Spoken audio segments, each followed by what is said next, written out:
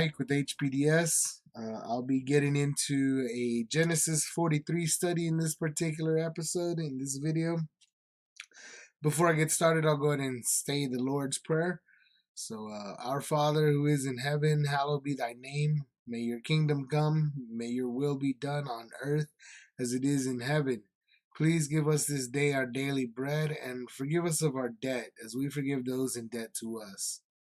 And Lord, lead us not into temptation, but instead deliver us from the evil one. Amen. All right, so in Genesis 43, let me go ahead and give I'll start off with an outline. In verses 1 through 7, we'll see that the famine continues in Genesis 43. And from verses 8 through 14, we'll see that Israel is finally persuaded to send Benjamin, his son, to Egypt. And then in verses 15 to the end of the chapter, verses 34, we're going to see that Joseph entertains his brothers when they get there. So, and if you remember, I'll go over Genesis 42. Genesis 42 basically ended with the brothers coming back from Egypt after they had gone to go buy some corn. And it turns out they ended up buying corn from their long lost brother Joseph, who was now at this point, he was actually he was master of all the land. He was standing in Pharaoh's spot. He was basically second in command only to Pharaoh himself. And so that's where and then when Joseph actually saw his brothers, he charged them, he called them out for, he called them spies, accused them of being spies. And next thing you know, they're going back home without their brother Simeon, and they tell their father that, hey, we talked to this Pharaoh over there. He thought we were spies. He was real upset with us. He said he wanted to see our youngest brother, and he kept Simeon, and he said, we can't come back without our youngest brother. And so that's where we're at, and we're going to move into Genesis 43. And let me go ahead and get this started, and I'll get to reading it. Okay.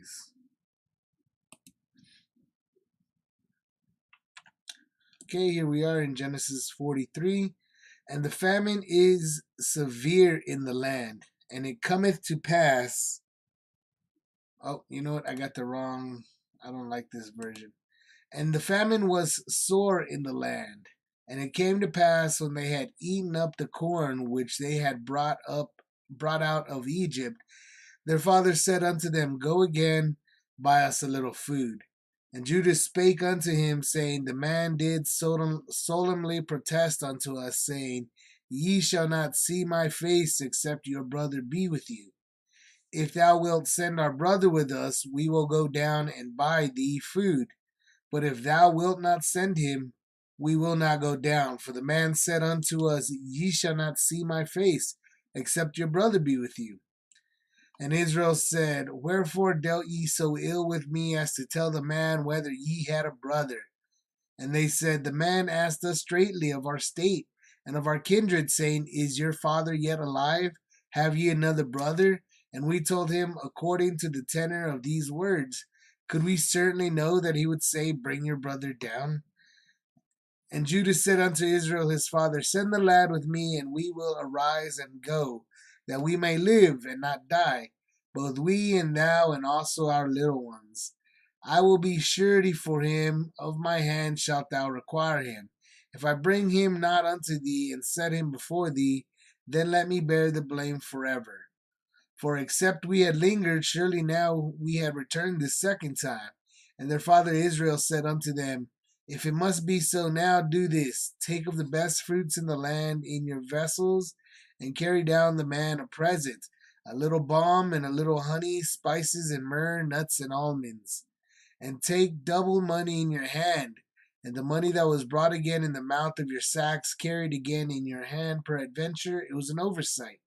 Take also your brother, and arise, go again unto the man, and God Almighty give you mercy before the man, that he may send away your other brother and Benjamin. If I be bereaved of my children, I am bereaved. And the men took that present, and they took double money in their hand, and Benjamin, and rose up, and went down to Egypt, and stood before Joseph. And when Joseph saw Benjamin with him, he said to the ruler of his house, Bring these men home, and slay, and make ready, for these men shall dine with me at noon. And the man did as Joseph bade, and the man brought the men into Joseph's house. And the men were afraid, because they were brought into Joseph's house. And they said, Because of the money that was returned in our sacks at the first time we are brought in, that he may seek occasion against us, and fall upon us, and take us for bondmen, and our asses. And they came near to the steward of Joseph's house, and they communed with him at the door of the house, and said, O sir, we came indeed down at the first time to buy food. And it came to pass, when we came to the inn, that we opened our sacks, and behold, every man's money was in the mouth of his sack. Our money was in full weight, and we have brought it again in our hand. And other money have we brought down in our hands to buy food. We cannot tell who put our money in our sacks. And he said, Peace be to you, fear not. Your God and the God of your father hath given you treasure in your sacks. I had your money. And he brought Simeon out unto them. And the man brought the men into Joseph's house, and gave them water, and they washed their feet, and he gave their asses provender. And they made ready the present against Joseph came at noon, for they heard that they should eat bread there. And when Joseph came home, they brought him the present which was in their hand into the house, and bowed themselves to him to the earth. And he asked them of their welfare, and said, Is your father well? The old man of whom he spake, is he yet alive? And they answered, Thy servant our father is in good health, yet he is yet alive. And they bowed down their heads and made obeisance. And he lifted up his eyes and saw his brother Benjamin, his mother's son, and said, Is this your younger brother of whom ye spake unto me? And he said, God be gracious unto thee, my son. And Joseph made haste, for his bowels did yearn upon his brother, and he sought where to weep. And he entered into his chamber and wept there. And he washed his face and went out, and refrained himself, and said, Set on bread. And they set on for him by himself, and for them by themselves, and for the Egyptians which did eat with him by themselves, because the Egyptians might not eat bread with the Hebrews, for that is an abomination unto the Egyptians. And they sat before him, the firstborn according to his birthright, and the youngest according to his youth. And the men marveled one at another. And he took and sent messes unto them from before him. But Benjamin's mess was 5 times so much as any of theirs. And they drank and were merry with him. All right, so that is Genesis 43 in its entirety. Once again, this is after Genesis 42. So Genesis 42, they met him. They still don't realize, the brothers don't realize that this is Joseph, their long lost brother, the brother that they themselves thought they killed, that they sold to Ishmaelites and never heard from him again. And they told their dad that it was probably wild animals, and they gave him his clothes and dipped it in blood and so forth. But they came back. They did not have Simeon. They were told by the Pharaoh that they needed to bring their brother Benjamin, their youngest brother, to confirm that they weren't spies, that they were just there to buy food during the famine that's going on over here. And so they thought it was going to be a lot worse than what it is. And so now they made it back to Egypt. And yeah, it seems like they've met with Joseph. They got their brother back. Everything seems to be going real quiet. Everything, that's the end of 43. Everybody is eating with the Pharaoh, after they make it in. And the Pharaoh asks them a few questions. Is this your brother? And they say, yeah, this is our brother. And he asks them, how's your father doing? Is he still alive? And they say, yeah, he's still alive.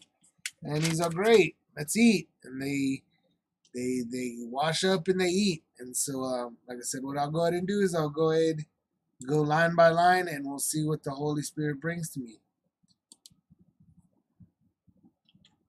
So let's see. Let's get this going. So just like we said, let's go ahead and find out what's going on here. So the famine is still going. Remember from chapters past, the famine was going to last for 7 years, right? So that was in Genesis 41. Pharaoh had some dreams, and Joseph interpreted the dreams, and that's when he became Pharaoh, basically.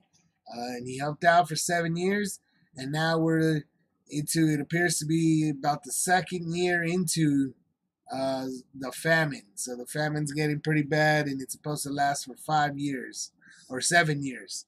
And so let's see what continues on. So they go up there, and so they ate up the corn, which it was been a while now. They went their first year, now they went up. They started this in that second year, and basically there's just not enough going around still. And their father tells them, "You guys got to go back up and buy some more food."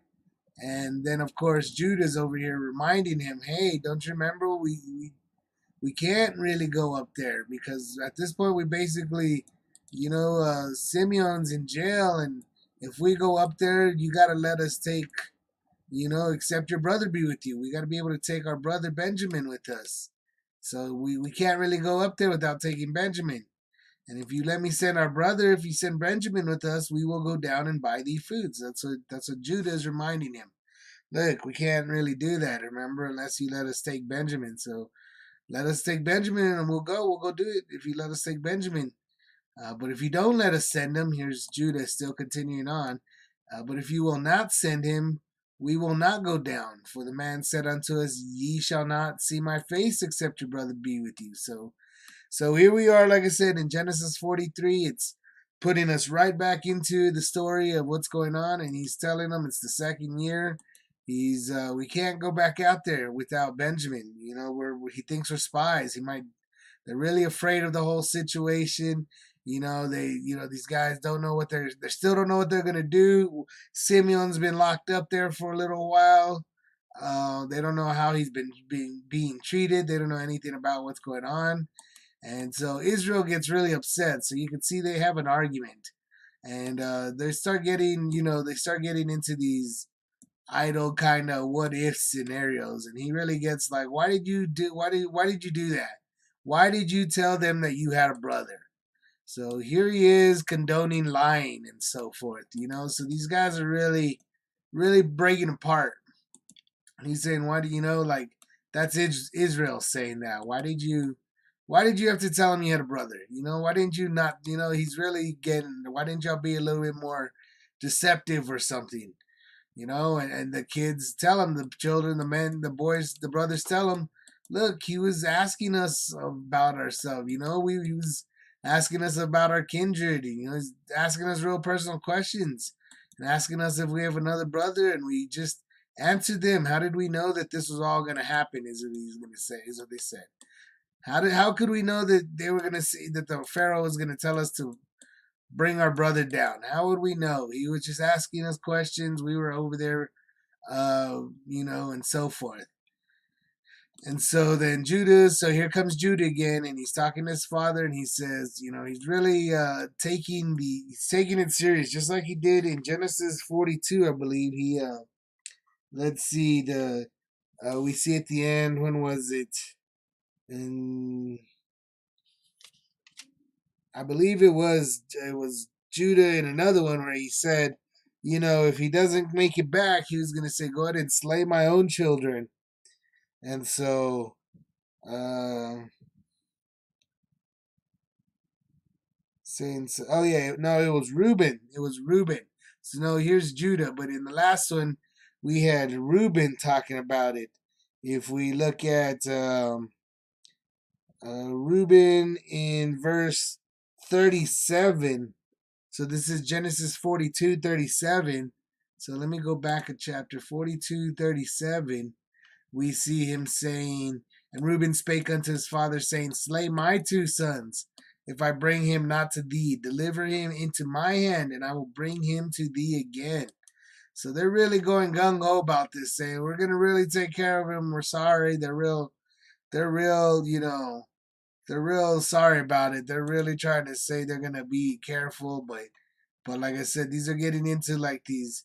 They, instead of praying to God, they're really taking it upon themselves over here, and we see Judah doing it the same again, saying he's taking responsibility. Here's Judah taking responsibility, saying, "Send the lad with me, and we'll go." And he's the one being reasonable. Because I will be surety for him. Of my hand shalt thou require him. If I bring him not unto thee and set him before thee, then let me bear the blame forever. So he's saying, if I don't bring him back, then do whatever you want to do to me. Because I'll take the blame if they don't come back for whatever reason. For except we had lingered, surely now we had returned. So he's saying, because if we didn't wait so long, we could have already gone and come back. We would have already gone and come back. So he's saying, but we really, so Judah's the one that convinces him here. Judah's the one saying, I'll be surety. And if necessarily Reuben was the one telling him, kill my sons if I don't bring them back. This guy, Judah's kind of just saying, just do whatever you will do, whatever comes, not necessarily, putting his own children out on the line or anything, but he's the one being the voice of reason. And so here comes Israel saying, and Israel says unto them, if it must be so, all right, go ahead, take the best fruits. He says, all right, if it has to be, go ahead and take the best fruits in the land and carry down, take the guy a present, take the Pharaoh a present, and take him some balm, a little honey, spices, myrrh, nuts, and almonds, So he's doing all that. All those little spices and little nuts and almonds, which are in those day and age, were, like I said, they didn't have supermarkets. So those things were really highly prized. There were a lot, less of those going around. And they were a lot more difficult to come across as well. And so here he goes, take double money in your hand and the money that was brought again in the mouth. So he's saying, go pay double what you're normally going to pay because, they're saying, I don't know, they didn't know why they had gotten that money. They're saying, why did we, for some reason he's going to think, they think everything's stacked against him. Like, obviously, it could be said that, Pharaoh, like they stole. They thought, something happened where now Pharaoh might think they stole from them. But we do see later on that he tells them, no, it was treasure, apparently. Your God gave you treasures, what the Egyptian tells him. And he goes, take your brother also and arise, go on to get it. So basically, he's telling them, take the Pharaoh present, take double the money, and I guess take your brother Benjamin and go back to Pharaoh. And that's Israel saying, and now he's saying, and God Almighty give you mercy before the man. So now he's praying, and I pray that God gives you mercy and that he sends you and your brothers all come back to me. But he tells them, but if I am bereaved of my children, I am bereaved. So he's really saying, but I guess, he's leaving it in God's hands finally. He says, if God goes and takes them, then God goes and takes them.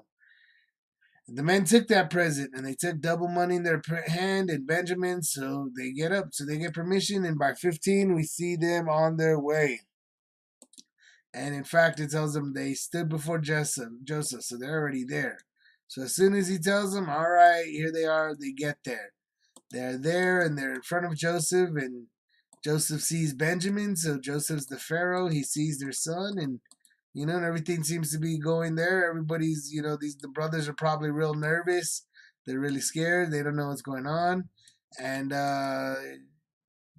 let's see, he said to the ruler of his house, and so Joseph says, bring these men home and slay and make ready, for these men shall dine with me at noon.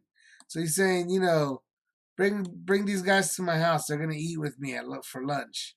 And so that's what they do. And so the man did as Joseph bade. And so the man brought the men into Joseph's house. So takes his brothers into Joseph's house. And so you can see the more that stuff is going on, these guys are getting scared and they're getting more and more scared.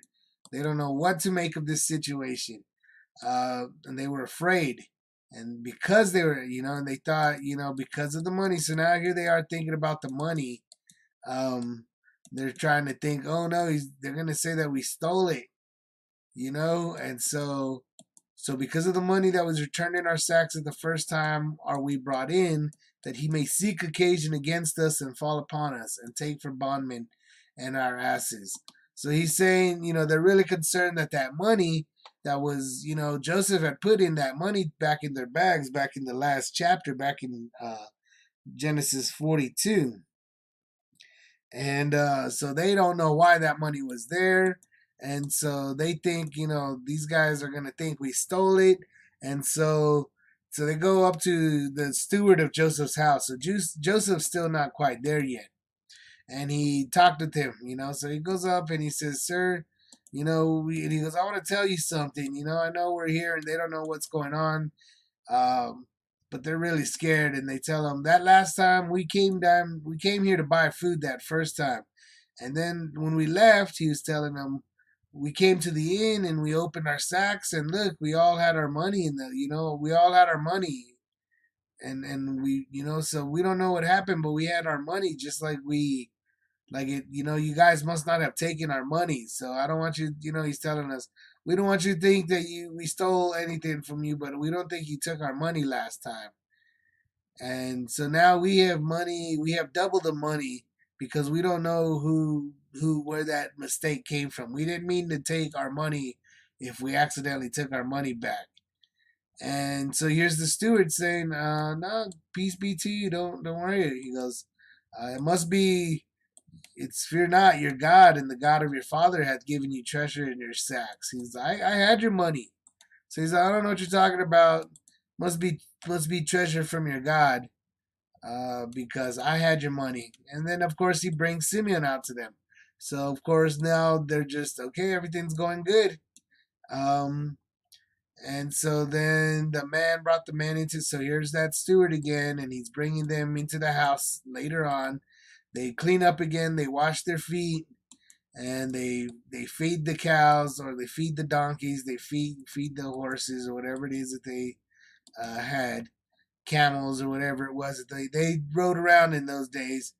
And they made ready the present against Joseph came at noon, for they heard. So they got the present ready. Remember, they had that present with all that, those food, that nice food, the myrrh, the spices, the almonds. So they brought that. They were getting ready because they knew that they were going to eat lunch. And then when Joseph came home, they gave him the present and bowed themselves to him. So they bowed to him and give him this present. And he's just there, and he asks them, "How you guys doing? And and how's your dad? How's your father? Is he still alive?" Just kind of making small talk, making serious talk, maybe just questioning them. Uh, and they tell him, "Yeah, he's still alive. He's in good health." And they made obeisance. So now here's at verse 28. This is where that a prophecy comes. Where remember that dream, that dream that the 11 chiefs would be bowing in obeisance to Joseph's sheaf. Here it is happening. That happened back in Genesis 30 something. I think it was 37. Yep, back in Genesis 37, he had that dream. And here it is. Now it's coming to pass because last chapter there was only 10 of them. It wasn't the dream completed. Here it is being fulfilled. Here's all the 11 of them. And so you look, he even looks up and sees his brother Benjamin. And he asks, "So this is Benjamin over here? Is this your youngest brother?" So he's really making sure that that's him. And they said, "God be great." So he kind of just acknowledges him, sees him, and then as soon as he sees him, though, his act kind of starts to break down. And so it says, Joseph made haste, for his bowels did yearn upon his brother, and he sought where to weep, and he entered into his chamber and wept there. So this is really emotional for him because these guys just don't recognize him at all. He's there. They don't recognize him. They don't understand why this is happening. But Joseph is clearly he's got the upper hand here, and he knows that this is something that God has given to him. God made this happen. God gave him this dream, and now he's here in this moment. And you see him; he starts to cry. He runs in. He kind of runs into his chamber, wherever that was, kind of tells him to wait here a little while. He probably runs away, comes back, and he cries. He goes and he really breaks down. It's a really emotional situation for him.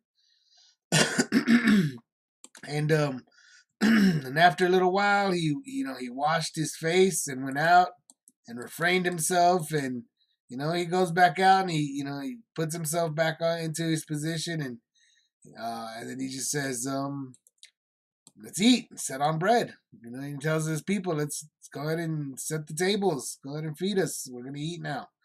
And so now what we're seeing though is something where they set on him by himself, and for them by themselves, and for the Egyptians which did eat with him by themselves, because the Egyptians might not eat bread with the Hebrews, for that is an abomination unto the Egyptians. So now we see just they go by culture, where the Pharaoh sits by himself, and then the Egyptians are sitting by themselves, and then uh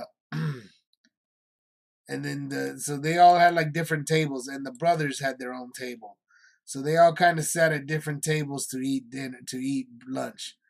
But they seemed to, they sat in front of him. He still, was able to speak with them, and they all talked to each other, and they, probably the men marveled one at another. So the brothers are all like completely, they don't know what to make of this. They're marveling at this. They're like, well, I guess this went a lot better than we expected it to go, and they don't know why this is happening. They're just, like surprised, marveling. That's what it is. And they're all sitting there, and they all marvel at one another.